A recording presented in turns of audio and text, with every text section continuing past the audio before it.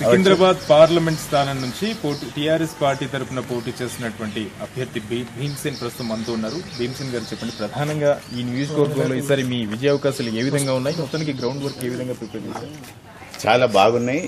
ఎందుకంటే మేము ఇప్పుడు క్యాన్వాస్ వెళ్తున్నప్పుడు అందరితో డిస్కస్ చేస్తున్నప్పుడు వాళ్ళు చెప్తున్నారు, సార్ ఇంకేం సార్ సెంటిమెంట్ ఉంది, బాగుంది, తెలంగాణ అంటున్నారు, మీరే గెలుస్తారు, మేము మీకే ఓటేస్తున్నాం ప్రజలు అంటున్నారు.